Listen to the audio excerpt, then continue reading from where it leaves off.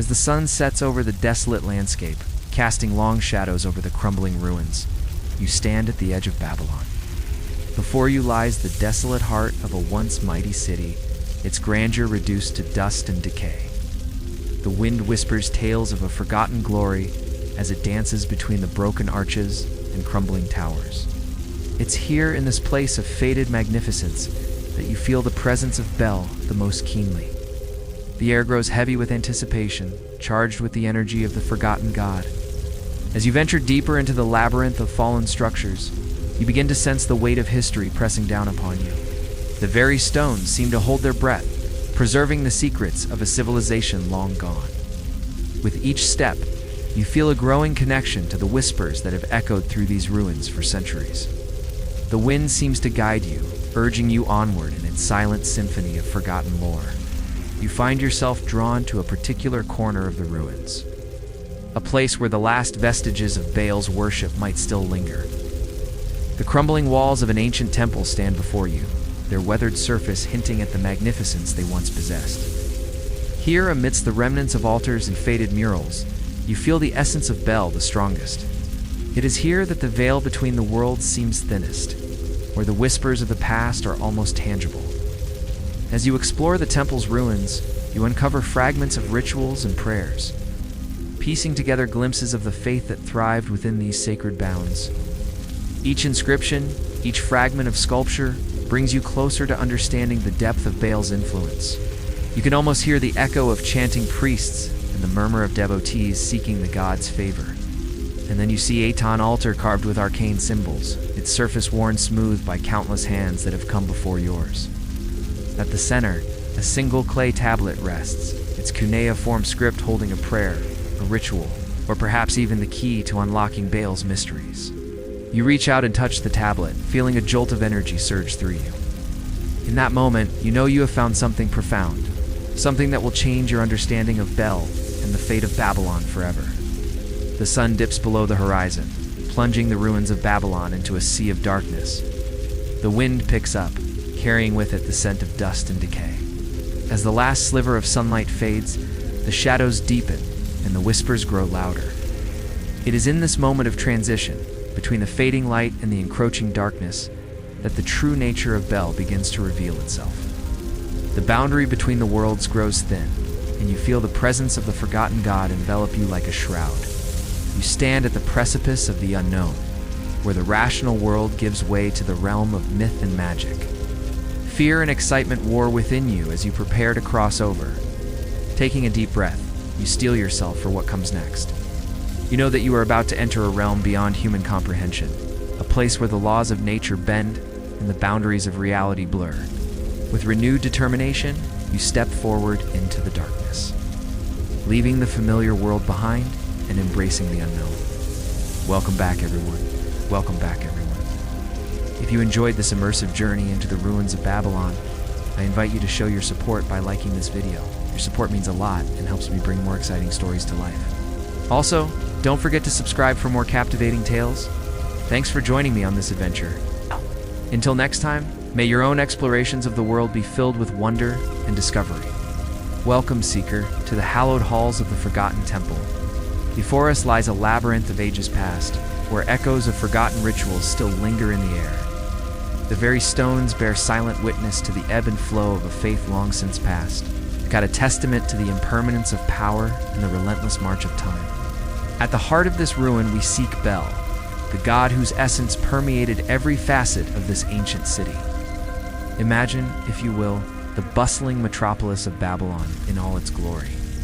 Towering structures pierce the heavens, their pointed tips seeming to touch the gods themselves. Between these colossal monuments, life throbs with vibrant energy.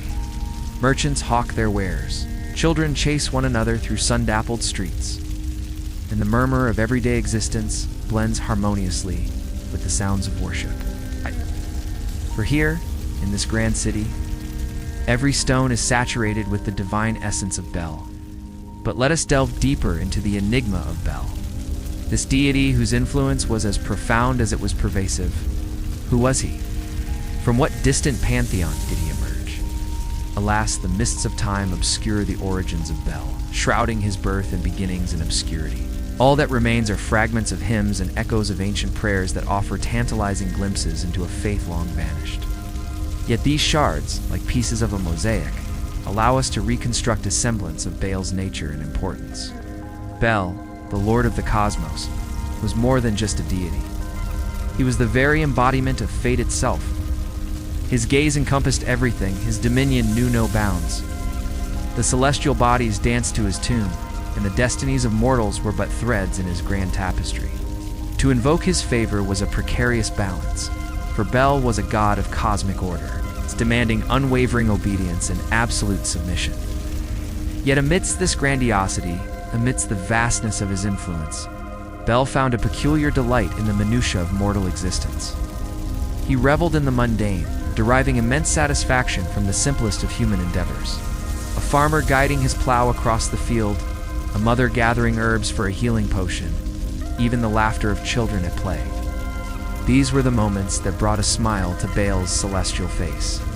In these quiet acts of life, he saw a reflection of the harmony that he sought to maintain in his cosmos. As we wandered deeper into the forgotten temple, the silence is deafening, broken only by the rustling of ancient leaves and the distant cawing of crows. The very air seems thick with anticipation, as if the spirits of long-dead priests linger here, waiting to be set free from their earthly bonds. And then we see it, a glimmer amidst the gloom, an altar worn smooth by countless prayers and offerings. Before it, a single lotus flower, its petals unfurling in silent supplication. The offering of the stars, the most sacred ritual of Bel, a rite that once shook the foundations of the cosmos. Picture, if you can, the star-studded expanse above Babylon, with the Milky Way arcing across the heavens like a celestial river. And from this river, Bel, in his infinite benevolence, would pluck stars, imbuing them with divine essence and sending them hurtling towards the earth. These were no ordinary stars. No, they were celestial gifts, vessels of Bel's favor and blessings. But to receive such a gift was a perilous undertaking, fraught with peril and consequence. Imagine, if you will, the offering of the stars, when the sky over Babylon blazed with celestial fire. A procession of priests clad in robes of purest white, their faces illuminated by the ethereal glow of their offerings, emerged from the temple bearing aloft a silver platter. Upon it rested a single star, pulsating with an otherworldly light. The crowd hushed, their gazes transfixed as the star was raised towards the heavens. In that moment, a hush fell over the city. All eyes were turned heavenward, awaiting the celestial cascade. Then it began. A shower of stars rained down, not in violence, but in splendor, carpeting the ground in shimmering dust. Each speck, a blessing from Bel, imbued with powers beyond mortal ken. And so, the faithful gathered, eager to receive Bel's celestial bounty. But as the dust settled, a hush fell over the crowd, for the gifts of Bel were not without consequence. Each boon came intertwined with a burden, each blessing carried a curse. For Bel demanded reciprocity, expecting not just gratitude but unwavering commitment. He who accepted his gifts became a vessel of Bel, forever marked by the celestial fire. And as the last rays of sunlight faded beyond the horizon, casting the forgotten temple into complete darkness, we are left to ponder the enigmatic legacy of Bel. His influence permeated every aspect of Babylonian life, shaping not just their beliefs, but their entire civilization. He was the architect of their destiny, the weaver of their fate. In the tapestry of the ancient world, Bel stands as a testament to the boundless creativity of human faith. His story echoes through the corridors of time, reminding us of the enduring power of belief and the profound impact of faith on the course of human history. Now, Seeker, as we step out of the forgotten temple, the weight of centuries seems to lift. The ruins around us whisper tales of a glorious past, and the echoes of Bel's worship resonate in our hearts. Go forth now, and may the lessons of Babylon guide your steps on your own path to enlightenment. The rituals of Bel were never simple. They were not meant for the uninitiated, those who sought power without understanding the price. No, the true rituals, the sacred acts that bound believers to the god, were hidden in the depths of Babylon's most secret chambers that have now crumbled into ruins. Their secrets lost to time, There were some, those who refused to let Bel slip away into oblivion, who continued the rites in secret in dark corners, far from the eyes of the kingdom that had forsaken him. One such ritual, the obscured offering, was said to be the most powerful of Ola, rite so potent that it could summon Bel himself, draw his divine presence into the material world, and secure for the worshipper unimaginable power. The details of the ritual are sketchy, a mere whisper in the hidden scrolls. But those who dared attempt it were never the same. They were changed, transformed in ways that defy understanding. They became more than human, but also less. The obscured offering was not performed by just anyone. It required a priestess of exceptional power, one who had been chosen by Bel himself. These women, known as the Silent Ones, were the true keepers of Baal's mysteries. They were taught the ways of the divine, given access to the sacred texts that had been hidden away when Babylon's rulers turned their backs on the god. They were the last to carry the torch of Bel, the last to whisper his name in the dead of night. The ritual itself took place in the darkness during the eclipse of the moon, when the heavens themselves seemed to hold their breath. A circle was drawn, intricate and strange, its symbols etched in a language that no mortal could understand, save for those chosen. In the center of the circle, the obscured offering, a rare and precious object, was placed. It was said to be a stone, though no one truly knew what kind of stone it was. Some believed it to be a piece of a fallen star, others a fragment of a forgotten god's soul. Regardless, it was the key, the linchpin that would draw Baal's essence into the world once more. The priestess would stand in the center, her body covered in robes of midnight blue, the hem of which brushed against the ancient stones beneath her feet. She would chant, her voice soft at first, a murmur barely audible to those in attendance. As her voice grew, so did the power of the ritual. The air around her would thicken, become dense with an unseen force, as if the very space around her was bending to the will of Bel. And then, in the final moments, when the chant reached its crescendo, the air would split. The stone would glow with an eerie light, and from the depths of the void, Bel would answer. His presence would fill the room, his power so overwhelming that those who witnessed it would feel as though their very souls were being torn apart. Time itself would seem to stretch and distort, the boundaries between the material and the divine blurring. It was said that those who successfully completed the obscured offering would receive a blessing from Baal One that granted them power beyond measure. But it came at a cost.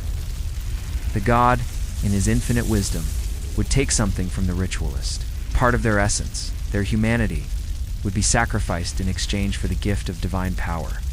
The more powerful the ritual, the greater the cost. And many who attempted the ritual found that what they gained was far less than what they lost. Some returned from the ritual forever changed, their minds twisted by the experience, their bodies altered in strange and horrifying ways. Others vanished entirely, their fates unknown, their names erased from history, as though they had never existed at all. The last known attempt at the obscured offering occurred shortly before the fall of Babylon. A priestess, young and eager to prove her devotion, ventured into the forbidden chamber beneath the ruins of the great temple. She performed the ritual, and for a time, it seemed to succeed. The light from the stone shone brighter than ever before, and for a brief moment, it seemed as though Bel himself had returned. But when the light faded, the temple was empty. The priestess was gone.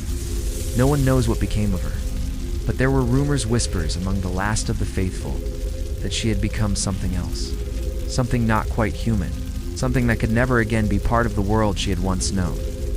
After that, the obscured offering was never attempted again. The rituals of Bel, once so sacred and powerful, were abandoned, buried in the ashes of a fallen civilization. Yet even now, deep in the forgotten corners of the world, there are those who seek to uncover the secrets of the ritual once more. They do not understand the dangers they court, the price they must pay. They believe that, with Baal's power, they can reshape the world, make it their own. But what they fail to realize is that Baal's power is not a gifted, it is a curse, and those who seek it will find themselves bound to it forever. When the high priest made the decision to destroy the scrolls containing Baal's true name, he inadvertently set in motion a chain of events that would change the course of history. The destruction of these sacred texts was not merely a physical act. but a rupture in the very fabric of reality. It severed the last remaining threads connecting the mortal world to the divine, plunging Babylon into a state of permanent obscurity. The removal of Baal's name from the physical world had unintended consequences. His absence created a void, a vacuum of power that drew in darkness from the unseen realms. Entities that had been kept at bay by the light of Bel now sensed an opportunity and began to encroach upon the weakened world. The veil between the physical and spiritual planes grew thin. The people of Babylon found themselves bombarded with manifestations of this encroaching darkness. At first, these were subtle occurrences, unexplained nightmares, whispers in the dead of night, and a growing sense of unease that permeated daily life. But as time went on, the darkness grew bolder. Strange illnesses swept through the population. The sick often succumbed to horrifying afflictions that seemed otherworldly in nature. Crops withered, livestock perished, and the land itself seemed to turn against the people of Babylon. It was as if Baal's departure had unleashed a curse upon the city, dooming it to a fate worse than death.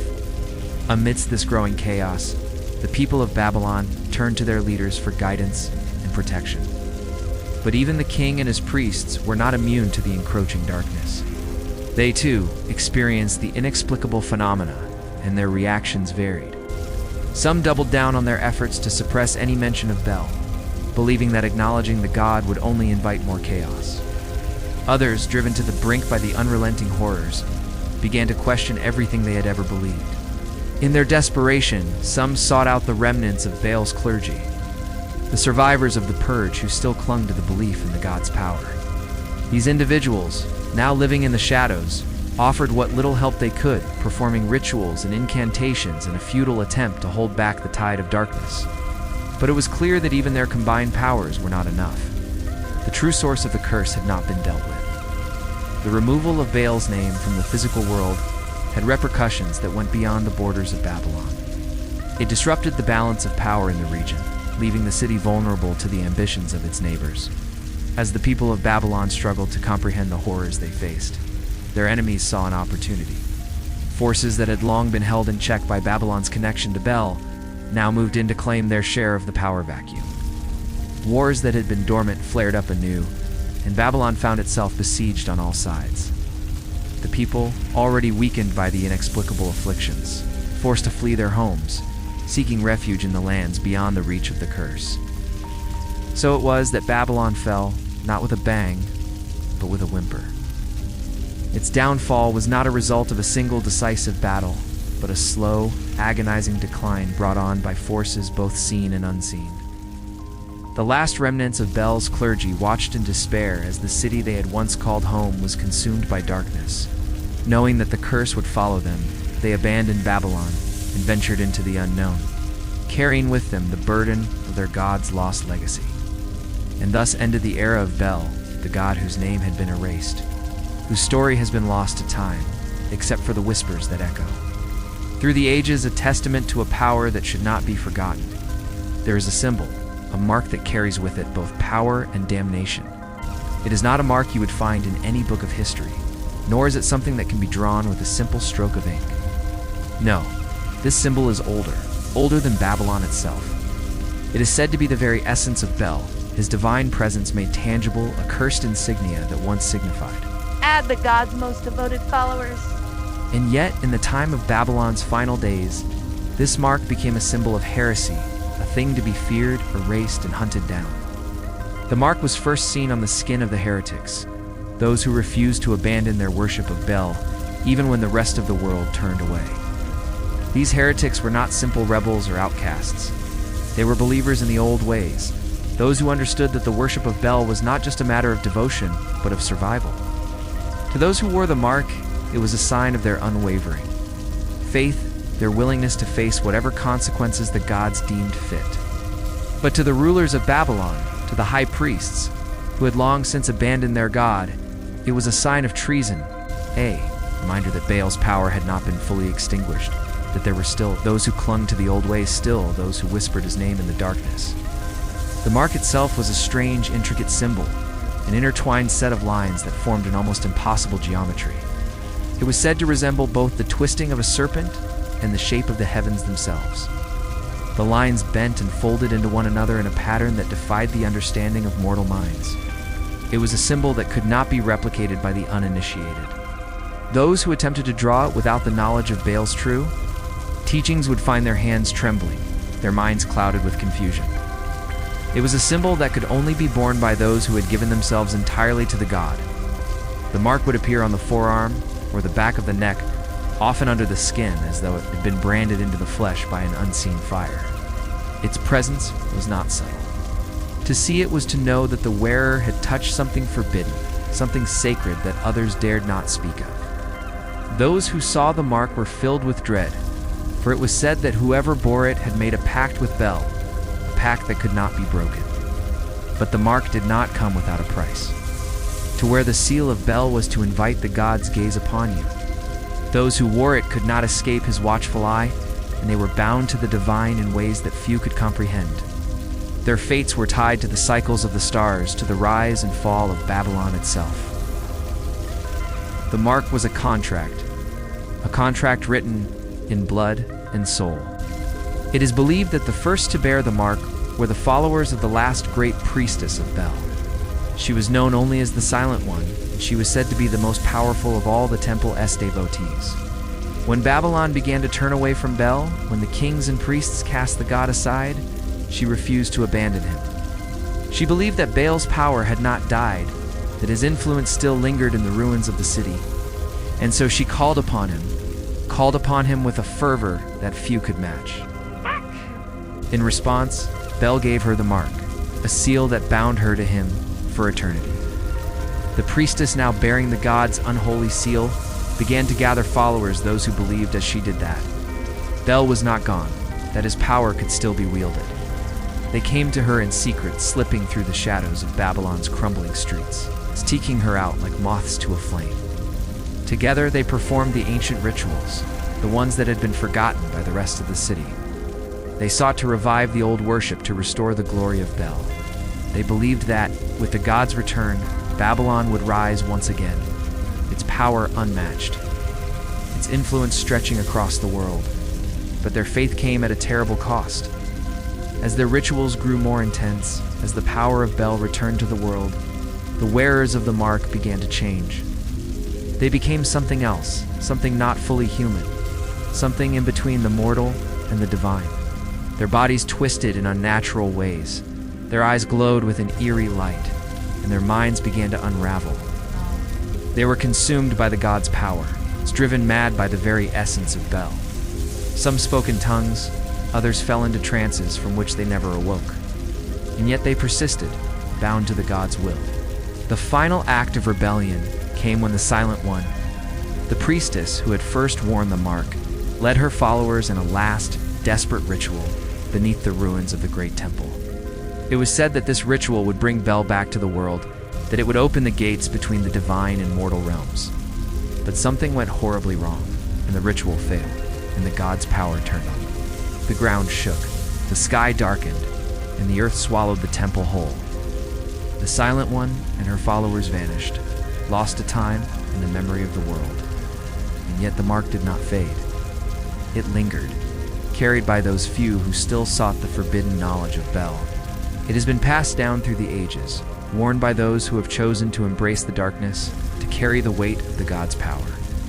To wear the mark is to invite the divine into your life, but also to invite madness, to invite corruption. And now, the mark is spoken of only in whispers. Those who bear it are hunted by those who seek to erase the last traces of Baal's influence from the world.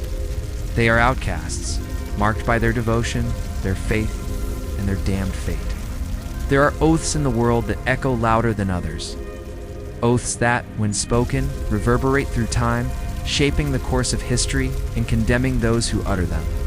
Babylon's kings, when faced with the growing tide of discontent, the fading power of Baal, and the unraveling of their empire, uttered such an oath, a pact that would bind the city to a fate from which there could be no escape. They swore to abandon the god, to reject Baal and his power, to erase every trace of his presence from the city's once sacred streets. At first, it seemed like a necessary decision, a choice made in the name of survival. Babylon was faltering. The empire's influence waned, its wealth diminished, and its people turned restless. The rulers knew they had to act swiftly to appease the new gods that had begun to rise in influence. The foreign gods, the ones that promised new powers, new blessings, were gaining followers. In the minds of Babylon's leaders, it was a matter of politics, aligning with the new powers to maintain their hold. But the oath they took was not one of political convenience. It was one of spiritual treachery. When the kings of Babylon swore to cast Bel aside, they did so with the fervor of men desperate to save themselves. They declared that the god's power was no longer welcome in the city. The priests, those who had once served Bel in the grand temples, were cast out, stripped of their sacred duties, and forced to flee. The temples that had once echoed with the chants of devotion to Bel fell silent. The altars abandoned, the sacred fires extinguished. Babylon had rejected the divine, chosen the way of human ambition over the ways of the gods. But such an oath comes with a cost. You cannot simply erase a god from existence. You cannot cast aside something that has shaped your world for so long without it leaving a mark. The kings of Babylon, in their desperation to secure their own futures, unknowingly condemned themselves to a slow and agonizing spiritual exile. They cut themselves off from the divine, severing the very ties that had once made them great. The gods they had once worshipped, the rituals they had once performed, faded into oblivion. And in their place, only emptiness remained. And still, even as Babylon fell deeper into this spiritual exile, there were those who continued to remember. There were the heretics, the loyal few who refused to let Bel die. They carried his name in secret, whispered his rituals in the hidden corners of the city, and passed his knowledge down in cryptic texts and symbols. They knew the city was lost, but they did not believe Bel had abandoned them. They believed in their hearts that the god would return, that the oath of the kings could be undone. They believed that in the deepest recesses of Babylon's ruins, the power of Bel still lingered, waiting for the time when the city would remember its divine origin. But Babylon's exile was not limited to its physical realm. The city's heart, its soul, had been cast out into the darkness, into the void between gods and men. The kings may have thought they could escape Bel's wrath by forsaking him, but they had only sealed their fate. The empire would fall, its walls crumble, its temples turn to dust. And the god, though forgotten, though erased, would always be there, watching from the edges of time, waiting for those brave enough to seek him out again. In the days that followed, Babylon's power was diminished. Its glory crumbled into ruins. The city that had once held the world in its grasp now lay empty, its people scattered, its kings powerless. But in the silence of the ruins, in the places where the light no longer touched, Bel's presence remained. His exile was not one of complete absence. No, it was one of lingering shadows, of an ancient power waiting to return when the time was right. The kings of Babylon had made their oath, but they had underestimated the gods, and underestimated Bel. Do you feel the weight of these words? Do you sense the tragedy of a city that forsook its divine heritage? People who turned their back on the gods? This is more than just a story. It's a warning, a testament to the hubris of man, the folly of abandoning the sacred for the allure of the new. But Zara was not the only one who heard the whispers in the ruins of Babylon. There was another, a woman named Ishtar, who had once been a priestess of Bel. She remembered the rituals, the songs and the prayers, and she carried the sacred texts of her faith in her heart. After the fall of Babylon, Ishtar had fled to the countryside, where she lived in a small village, trying to put the memories of the past behind her. But the whispers followed her there too. They came to her in her sleep, pulling her back to the world of dreams, where she met Bel. In her dreams, Bel was a wounded beast, his power diminished, his spirit trapped. He reached out to her, not with anger, but with sadness, and showed her the state of his temple in Babylon, broken, desecrated, forgotten. He told her of the rituals that had stopped, the prayers that had ceased, and the people who had turned away from him. Ishtar felt his despair, and it became her own. And in that moment, she knew what she had to do. Like Zara, Ishtar began to have regular visits with Bel in the dream world. He showed her the sacrifices that needed to be made, the ceremonies that had to be renewed. And he told her of a prophecy, an ancient tale that foretold the return of the faithful. those who would bring Bel back into the world and restore him to his former glory. Ishtar clung to that prophecy, seeing it as a beacon in the darkness. She began to visit the nearby villages, seeking out those who still remembered the old ways, those who still carried the spark of the old faith within them. She told them of Baal's prophecy, hoping to find the others who had been chosen. But many dismissed her as a heretic, a woman who had not let go of the past. Some, however, saw the hope in her eyes and heard the conviction in her voice and joined her, drawn to the possibility of something greater, something that lay dormant within them, waiting to be rekindled. And so Ishtar traveled from village to village, gathering the faithful, sharing the dreams that Bel sent her, and preparing them for the god's return. Meanwhile, Zara continued his rituals in the ruined temples of Babylon. He was growing weaker, his body emaciated, his mind distant, haunted by the whispers of the dream world. He was on the verge of collapse, his sanity hanging by a thread. But he did not stop. He could not stop. For he felt the power of Bel building around him, drawing him ever closer to the dream world. One night, as Zara slept, Bel came to him in his dreams. The god was radiant, his form majestic, his voice thundering, and he told Zara that the time had come. The preparations were complete. The faithful had been gathered. Now they must bring him back into the world. Zara hesitated. He was not sure if he was up to the task. He looked at his shriveled hands, his hollow eyes, and saw a mere shadow of a man. But Baal's voice echoed in his mind, urging him forward, reminding him of their shared purpose. With a last surge of strength, Zara agreed. And in that moment, Bel poured his power into Zara, rejuvenating his body, strengthening his resolve, filling him with his divine energy. When Zara awoke, he was transformed. His eyes shone with otherworldly light. His skin glowed with an unearthly radiance. He was no longer a mere man, but a vessel of Bel, a conduit of the god's power. Rising to his feet, Zara stumbled outside the temple. The sky was filled with stars, the air heavy with anticipation. As the first rays of dawn touched the horizon, Zara raised his arms toward the heavens and began to chant. His voice echoed through the desolate ruins, carrying the prayers and hopes of generations on its wings. And as the sun rose higher in the sky, the ground beneath them trembled.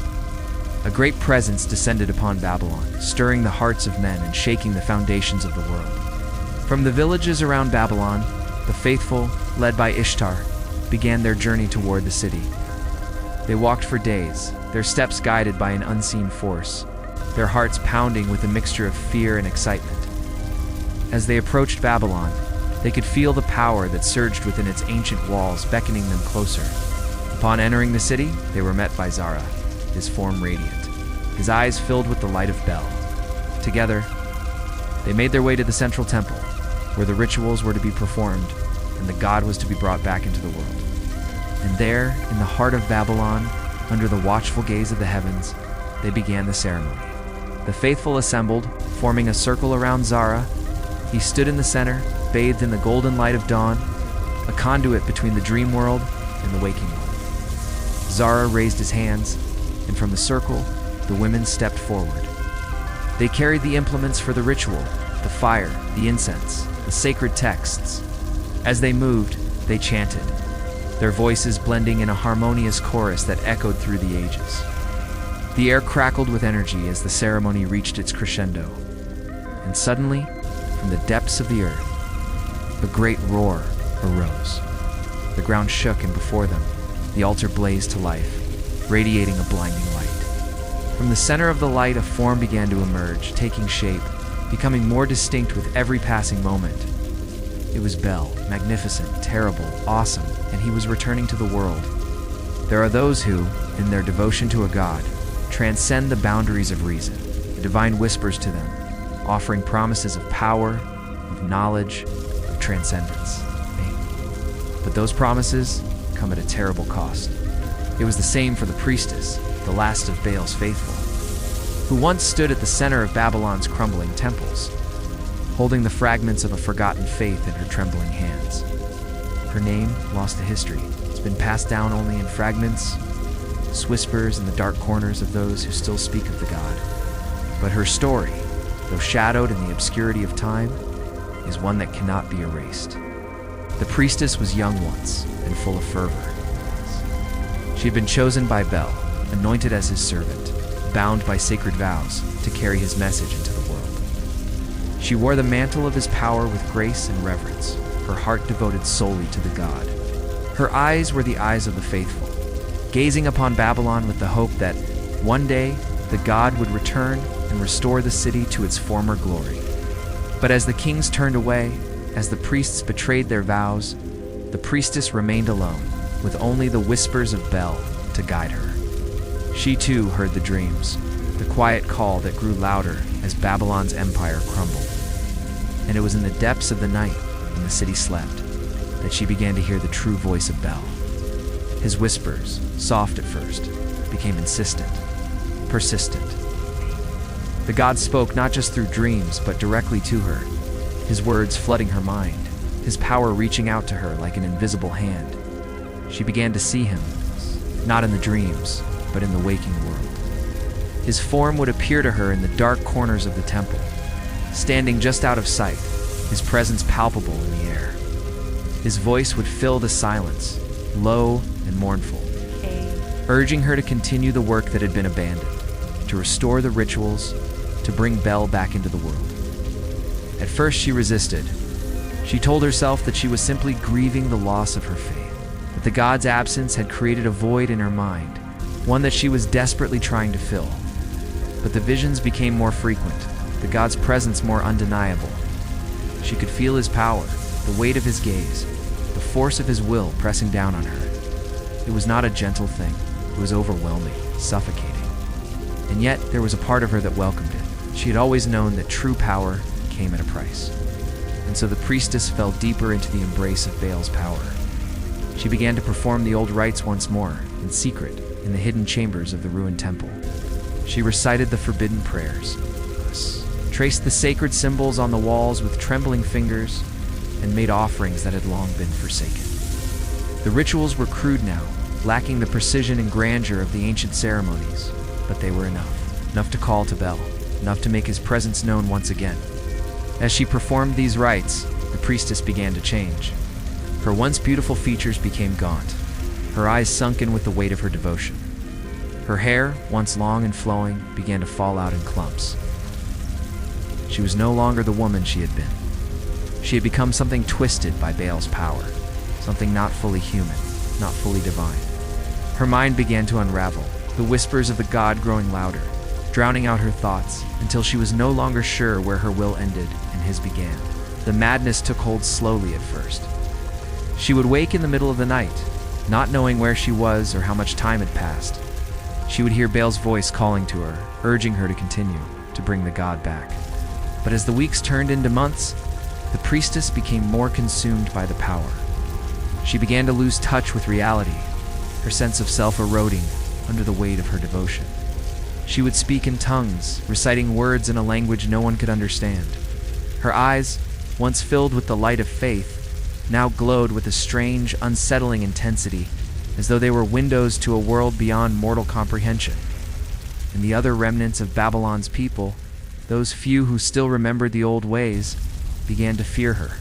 They whispered that she was no longer the priestess, that she had become a vessel for the god's madness, a tool of Baal's dark will. And then, one night, the visions took a final terrible turn. The priestess saw it. The temple was restored, the rituals performed with perfect precision. She saw Bel not as a shadow in the corner of her mind, but as a towering, terrible figure, his form both human and divine, his eyes burning with an eternal fire. He spoke to her, his voice like thunder, and she understood. She understood that the god was not merely returning, he was reclaiming the world. The priestess, now fully lost in her devotion, made the final choice. She called upon Bel in the most forbidden way, performing a ritual so powerful, so dangerous, that it could not be undone. She offered her own soul, her own being, to the god. And in that moment, her humanity was consumed. The priestess vanished, her body and mind devoured by Baal's power. Some say she became a part of the god, an extension of his will. Others believe she was cast into the void, her soul lost to time. But one thing is certain, the priestess of Bel was no more. She had become something far darker, something beyond human understanding, something that lived only in the god's shadow. Welcome back, everyone. This is your host. Today, we are taking a look at another entry from our writing contest, Year of the Great Filter. We received some incredible submissions, and we've been having a blast reading through them all. Be sure to stick around until the end of the video, because we'll be revealing who the winner is and what story will be produced into a full episode in the future. But for now, let's dive into the world of Babylon and the sunken Temple of Bel. Beneath the ruins of Babylon, beneath the weight of centuries and the shifting sands, there lies a secret. It is a place few have dared to seek, a place forgotten by most, but not by all. The sunken temple is a place where time and memory bend, where the weight of the earth presses down on ancient stone, and where Baal's presence is said to linger still. It is a place of whispers, a place where the god's voice can be heard beneath the surface, if one knows how to listen. The sunken temple is not marked on any map, nor is it a structure that anyone would recognize at first glance. It lies in the depths of the ruins, hidden beneath the earth and the waters that have slowly encroached upon it. The temple is half submerged, its stone steps worn by the passage of time and water, its altars covered in layers of moss and algae. The walls, once adorned with intricate carvings and sacred texts, now faded, their details obscured by centuries of neglect. Yet despite the decay, the temple still hums with an energy and ancient, forgotten power that is impossible to ignore. The first to venture into the sunken temple after the fall of Babylon was an explorer named Arash, a man obsessed with the idea that there were hidden truths beneath the city's ruins. He had heard whispers of the place, rumors of a forgotten god who had once ruled Babylon and now resided in the darkness beneath the earth. Arash was not a believer in the divine, but he was a seeker of knowledge, and to him the temple represented the final frontier of discovery, the place where the past could be revealed, where the old gods might still have something to say. He journeyed into the depths of the ruins with a small group of companions, armed with little more than torches, in the vague directions of those who had spoken of the temple's existence. The journey was long and fraught with danger, testament to the untamed forces of nature that even a great city like Babylon could not conquer. Now the winds that whipped through the desolate streets carried with them the scent of decay, mingling with the dust of fallen ages. Ruins loomed like skeletons against the fading light, silent witnesses to a grandeur long gone. The party pressed on, guided by whispers and legends, until they reached the edge of the earth where the ground fell away into a dark and murky abyss. Here, amidst the ruins, they found the entrance to the temple, half hidden by creeping vines and choked with the debris of centuries. With trembling hands, they descended into the darkness, each step echoing in the oppressive silence. The air grew heavy, thick with the scent of stale water and the weight of ages past. Then suddenly, a glimmer of light pierced the darkness. They emerged into a vast cavern, and before them lay the sunken temple, a sanctuary of ancient power frozen in time. Time seemed to stand still within these hallowed halls. The silence was broken only by the drip of water echoing in the gloom. Towers of coral and seaweed snaked upwards towards the surface, transforming the submerged temple into a haunting spectacle of decay and rebirth. Strange fish glided through the chamber, their scales catching the faint light filtering through the water. The weathered stone bore witness to a forgotten faith, each inscription a prayer to a deity long since banished from mortal memory. The party stood mesmerized, caught between the pull of the past and the allure of the unknown. It was here in the heart of this watery labyrinth that they would face their fears and unravel the mysteries of the sunken temple. What secrets lay dormant beneath the waves? What dangers lurked in the shadows of this submerged sanctuary? And what role did the long-forgotten god Bel play in this underwater enigma? But this is where our excerpt ends, leaving us on the precipice of discovery in the depths of the sunken temple. Without further ado, I am thrilled to announce that this very story has won third place in our writing contest. Congratulations to the author. We were all blown away by this piece from the very beginning. When we read the first line, we knew we were in for a treat. The world building here is fantastic, really bringing us into this submerged temple and allowing us to experience it alongside our protagonist. Each sense is engaged as we feel the chill of the temple, hear the drip of water, see the faint light filtering through the water, and even smell the scent of decay and the weight of ages past. The writing is so evocative that you can almost reach out and touch the moss-covered altars or run your fingers along the faded carvings on the walls. What really ties everything together is the voice of Bel. Hearing him speak to Ash through the temple ruins feels otherworldly and mysterious. We're left with a sense of unease, wondering about his intentions and the implications of Ash's decision to stay. Overall, this piece left us desperate for more, eager to see what happens next in the depths of the sunken temple. Join me in giving a big round of applause to the author. The year is 1923. You play as Theo Marinus, an archaeologist who has dedicated your career to uncovering the secrets of the ancient world. Your latest dig in the deserts of Mesopotamia has turned up nothing of interest. That is, until you and your team stumble upon a subterranean complex hidden beneath the dunes. Desperate to find something, anything, to make your discovery noteworthy, you descend into the darkness of the underground labyrinth. And there, deep beneath the sands of time, you find it. A temple, or what's left of one, filled with relics from a long-lost civilization. Among them, a strange stone tablet unlike any you've seen before. You run your fingers across its surface, feeling a sudden jolt, a surge of energy that seems to course through your veins. In that instant, you know that this is no ordinary artifact. This is something powerful, something ancient, something that will change everything. As you bring the tablet back to your camp, you can't shake the feeling that you're being watched, that something is following you from the depths of the earth. And then strange things start to happen. You experience vivid dreams of a forgotten god, of rituals performed beneath the desert moon, and of whispers that seem to echo from the sands of time. You feel drawn to the tablet, compelled to uncover its secrets, but also terrified of the power it holds. You struggle with your sanity, trying to piece together the fragments of your dreams, all the while aware that you're playing a dangerous game, that you're awakening something that should remain buried. As the story unfolds, you must explore the ruins of the ancient city, searching for clues to unravel the mysteries of the temple and the god Bel. You'll encounter other explorers, some who seek to help you, others who want to exploit the power of the relic for their own gain.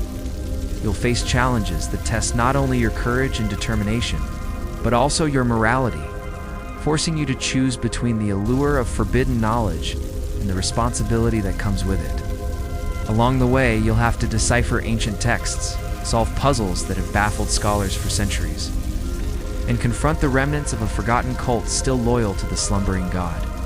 The deeper you delve into the mystery, the more the line between the past and the present blurs. You begin to question your own sanity as the whispers of the desert grow louder, tempting you with promises of power beyond your wildest dreams.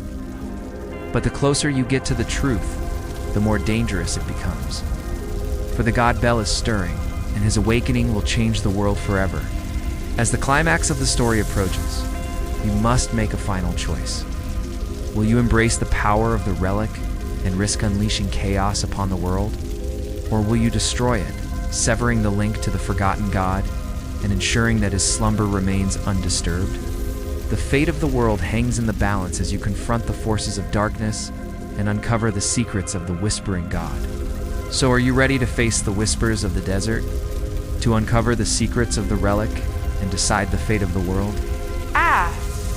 If you're brave enough to venture into the ruins, then let the adventure begin. But be warned, once you step into the temple, there is no turning back. Thank you for watching. If you enjoyed this, please subscribe for more stories like these. And so it was that Bel found a new vessel, a new servant, in the ruins of Lysander's mind. But the story does not end there. There are always more seekers, more bargains struck in the dead of night. It is said that Bel watches over his own, or perhaps he simply observes those who claim to follow him. But either way, he knows the intentions of these mortals. He knows their whispers in the dark, their prayers laced with greed and ambition. But Bel cares little for their intentions.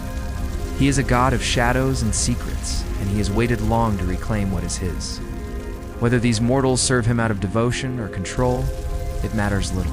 To him, all that matters is that they serve. One such seeker was Zara, a young woman who came from a long line of acolytes. Unlike Lysander, Zara had no grand plans for Baal's power. She sought only to protect her people, to shield them from the darkness that threatened to consume them. She knew the whispers of Baal, the forgotten lore, and she knew the price of summoning the god. But she was willing to pay that price. For Zara, summoning Baal was not a means of control or power. It was a last resort, a desperate bargain struck in the face of overwhelming odds. Her village, nestled deep in the mountains, had long been a place of refuge. Here, amidst the towering peaks and winding paths, the villagers had carved out a life away from the conflicts of the mortal plane. But peace, they soon discovered, was a fragile thing. A shadow had fallen over their land, a creeping darkness that poisoned the air and chilled the hearts of men. Crops withered, animals fell ill, and a sickness spread through the village, taking loved ones and leaving only despair in its wake. The elders, wise in the ways of old magic, knew that they were facing something ancient, something evil. Their prayers to the light had gone unanswered, ignored amidst the cries of a dying world.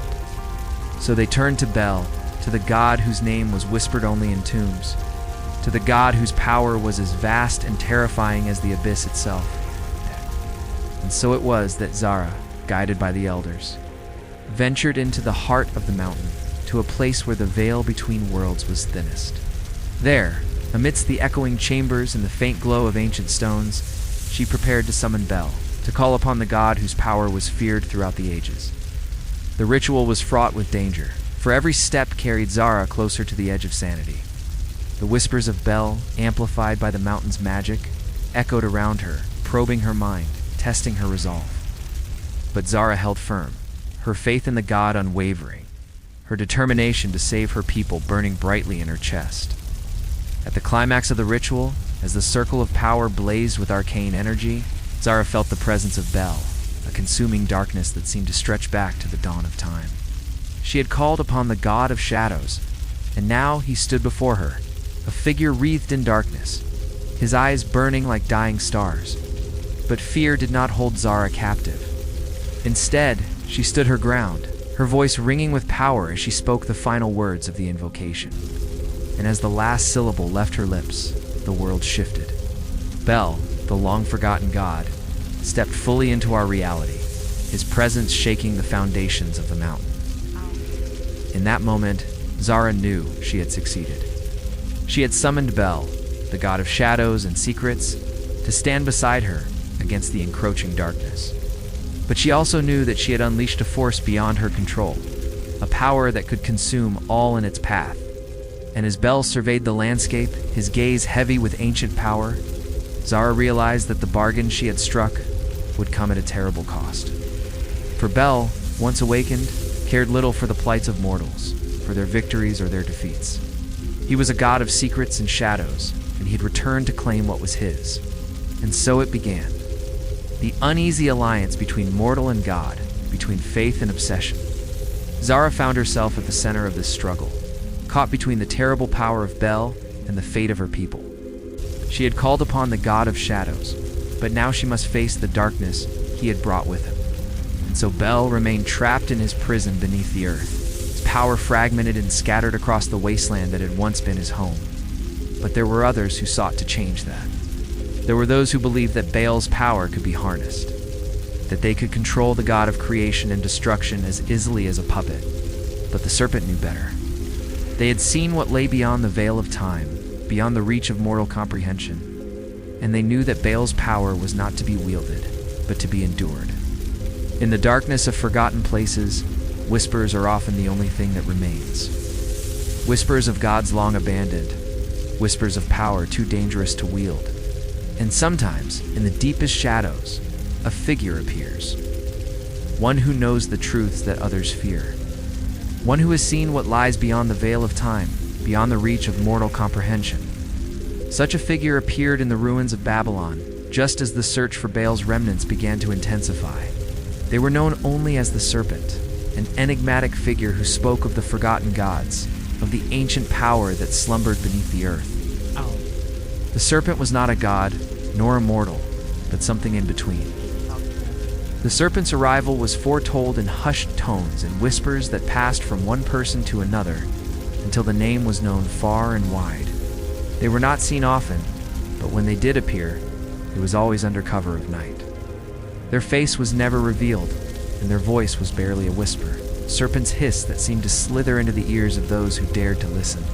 It was said that the serpent had once been a servant of Bel, or at least that they had been touched by the god's power. Perhaps they had been one of the priestesses, one of the faithful who had witnessed the god's fall. Perhaps they had been a scholar, one who had delved too deep into the ancient rituals and had been forever marked by their discovery. Whatever the truth, the serpent had seen the god's true nature, and they understood the cost of seeking such power. When they spoke, it was always a warning. "Do not listen too closely," the serpent would say, their voice slithering through the darkness like a shadow. "For the truth of Bel is not for mortal minds. His whispers, his promises, will consume you." The serpent warned of those who sought to revive Bel, those who believed they could control the god's power, spoke of the madness that would follow, of the irreversible corruption that would take hold of those who dared to stand in the god's presence. For Bel was not just a god of creation, but a god of destruction. His power was not to be wielded, but to be endured. Those who sought to harness it were doomed to lose themselves. Many, however, dismissed the serpent's warnings, seeing them as the ramblings of a mad person or an opportunist looking to profit from the chaos.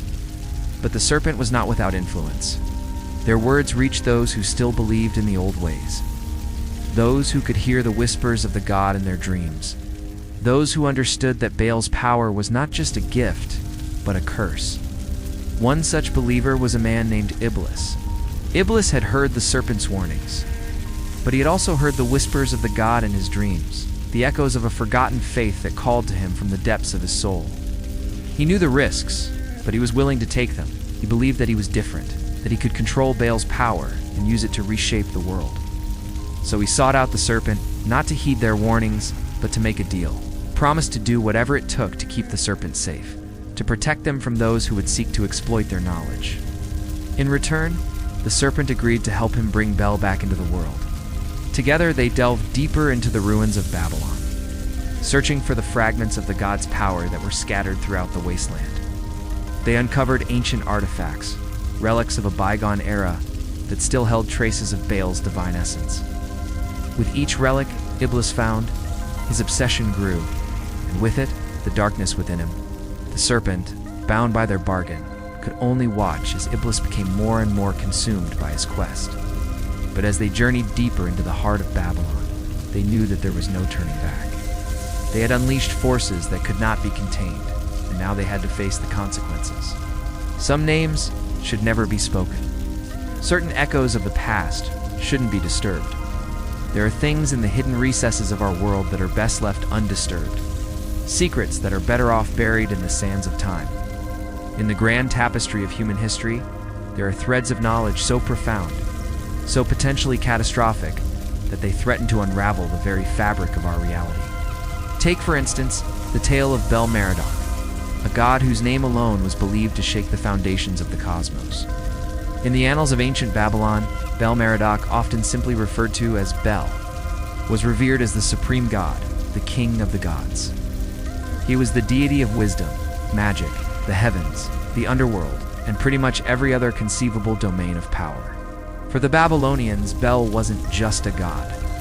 He was the epitome of divine authority.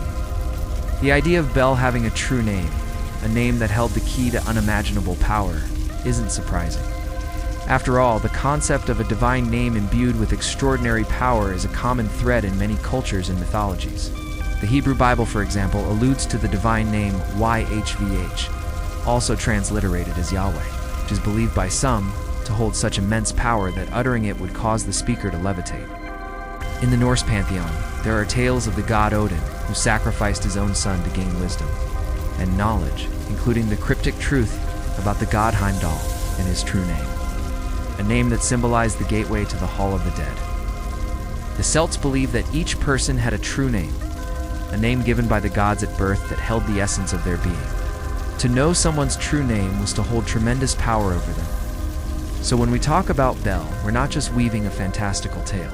We're tapping into a universal human fascination with the power of names, the power of knowledge, and the perils of seeking forbidden wisdom.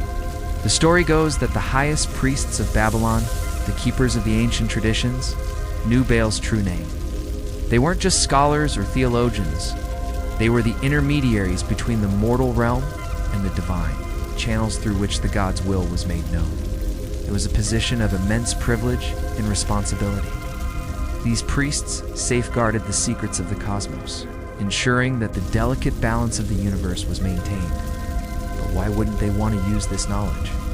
What would knowing Baal's true name enable them to do? Imagine the kind of power that knowing such a name would entail. It would mean having direct access to the supreme god of the Babylonian pantheon, the power to command the forces of nature, the ability to manipulate the very essence of reality. It would be like having a cheat code to the universe, a direct hotline to the most powerful being in existence. But here's the twist. The story tells us that even those closest to the god, the ones who understood his divine essence the most, were forbidden to utter his true name. Why would such a prohibition exist? What kind of danger could come from merely speaking the name? Perhaps the name itself was too potent. Maybe the very sound of it disrupted the natural order of things. Or maybe it was a way of containing the god's power, of preventing him from being summoned or controlled by those who sought to exploit his strength. You see, in many cultures, the divine names aren't just powerful, they're also sacred. They represent the very essence of the gods and are treated with reverence and fear. The ancient Greeks, for example, had a similar belief. They knew that the true name of the god Zeus could bring about lightning and thunder. It was a name not to be spoken lightly, lest one inadvertently provoke the wrath of the gods. As the last traces of Babylon faded into legend, the knowledge of Baal's true name vanished, leaving only fragmented whispers and cryptic references in its wake. It became a secret so deeply buried that even the most learned scholars of the modern age couldn't hope to unearth it. But the allure of the forbidden, tantalizing possibility that somewhere in the labyrinth of human history, there exists a name capable of shaking the foundations of reality. That's a story that continues to resonate with us today. Whether Baal's true name lies dormant in an ancient tomb or sleeps in the minds of those who dare not speak its power, the mere hint of such a secret ignites our curiosity and reminds us of the boundless mysteries that our world still holds. It is the nature of power to corrupt and of knowledge to consume. The more one seeks, the more one unearths. The deeper one descends into the labyrinth of truth, the harder it becomes to turn back. This is the lesson learned by those who sought Baal's return. Those who thought they could wield his power, shape it, control it, they were wrong. And as they learned, so did the world begin to unravel. The search for Baal's secrets, for the lost rituals and the forgotten name, reached its peak. The texts, the relics, the whispers, they all led to a singular, undeniable truth. The god was not gone. He had only been waiting for the right moment, for the right soul to call him back. And when he was awakened, when his name was spoken once more, it was not a return of glory. It was the beginning of the end. Those who had once sought to restore Babylon, to revive the power of Baal, were now caught in a tangled web of madness and despair. The city, crumbling and forgotten, became a place of pilgrimage for the seekers of forbidden knowledge. The old temples, now only ruins, became gathering points for the last of Baal's followers. Those who still believed that the god could be brought back, that he could rule once more. But as they chanted his name, as they invoked the rituals and traces of power left behind by the god, they began to feel the true cost of their actions. The city that had once stood as a shining beacon of power and civilization was now a place of ruin, decay, and terror. The god's presence, though subtle at first, began to make itself felt in the most terrifying ways. Dreams became nightmares, shadows grew long, and the whispers became screams. The rituals performed in the dead of night grew darker, more desperate. There was no guidance, no clear path, only the gnawing hunger for more. More power, more knowledge, more connection with Baal. But each ritual, each incantation pushed the seekers further from their humanity. Their minds shattered under the weight of the god's influence. Some disappeared completely, their fates lost to time. Others, driven mad by the overwhelming presence of Baal, turned to violence, tearing apart those who had once been their fellow seekers. The city itself seemed to change, to warp under the god's growing influence. The once proud streets became twisted, overgrown, a maze of shattered stone and crumbled buildings. The sky above darkened, clouds swirling in unnatural patterns, and the very earth trembled with a low, ominous hum.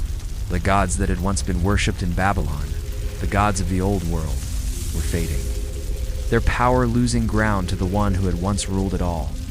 But the greatest destruction was not to be found in the ruins of the city. It was in the minds of those who sought to awaken Bel, for they had reached the god's heart, and now they would feel the full weight of his power. The more they tried to call him back, the more they invited their own undoing. The ritualistic invocation of Baal's true name when spoken aloud tore apart the fabric of reality itself. Space and time became distorted, and the world seemed to fold in on itself. Some say the last of the followers, those who dared to seek the god's return, were swallowed by the very earth, pulled into the void created by the god's awakening. Others claimed that they were transformed, their bodies twisted beyond recognition, becoming vessels for the god's will, living monuments to the power that had consumed them. What followed was a collapse that reached beyond Babylon. It was as though the god's awakening had triggered a chain reaction, a cosmic unraveling of everything. Entire regions of the world, once vibrant and full of life, fell silent. Crops withered, rivers dried, and cities fell into ruin. It was as if Baal's influence spread, infecting the very world itself. Those who had sought his return now understood the terrible truth. There had never been any hope of control. They had not called the god back.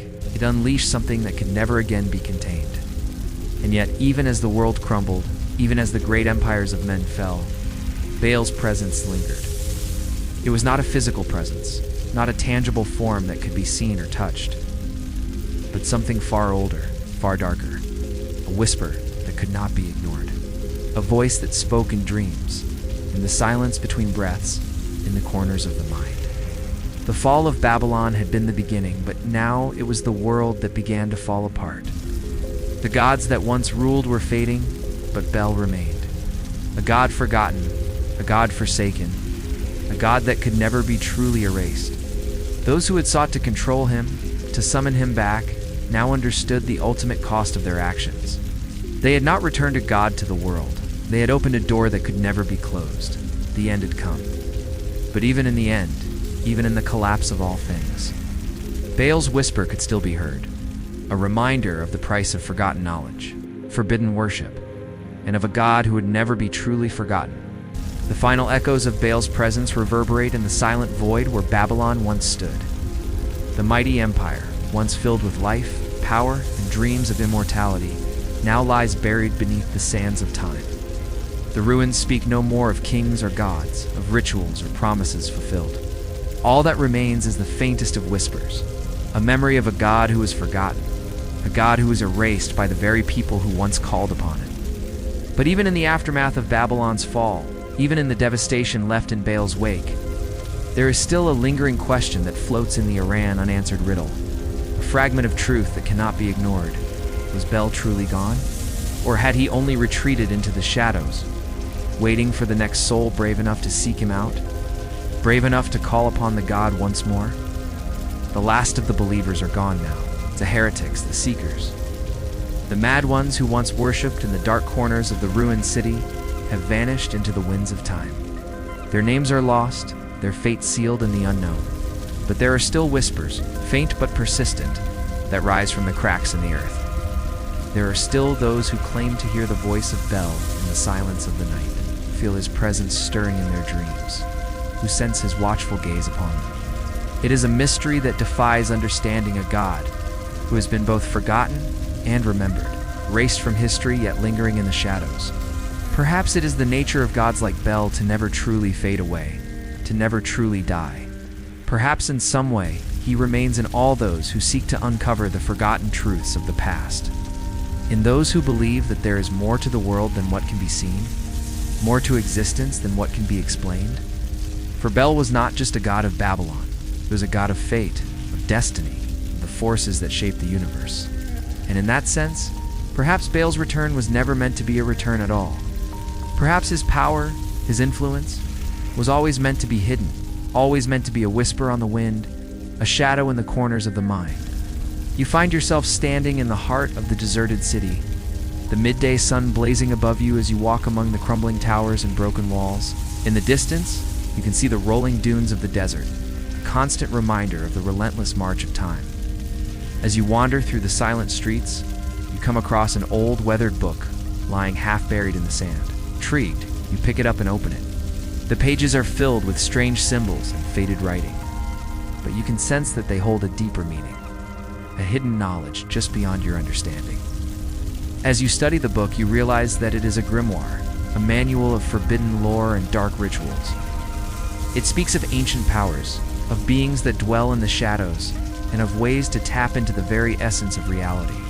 Suddenly, a gust of wind sweeps through the city, causing the pages to rustle ominously. You feel a chill run down your spine, and for a moment you swear you hear a voice whispering your name. Startled, you close the book and turn to leave, but as you do, you feel a presence behind you. Slowly, you turn back to face the source of your fear, but see nothing but the endless ruins around you. Was it just your imagination? A trick of the wind? Or was it something more? Something sinister lurking in the shadows of Babylon. With a pounding heart, you decide to flee the ruins, abandoning the book and its secrets behind you. As you run, you can feel the oppressive presence watching you, urging you to keep moving, to escape its grasp. But as you burst out of the city walls and into the open desert, you realize that you are not alone. Before you stands a lone figure silhouetted against the setting sun, and in his hand he holds the weathered book you had found. With a sense of foreboding, you know that your encounter with the god is far from over.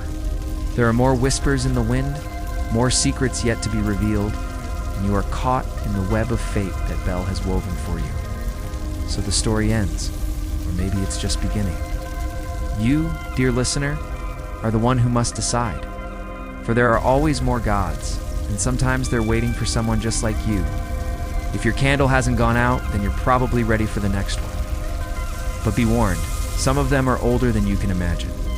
The world you walk in, the life you live, is one defined by the whispers of the forgotten. You may not hear them all at once, but if you listen closely, you might hear them in the silence between breaths. In the corners of your mind, when the world seems to pause, some call it madness, others call it obsession.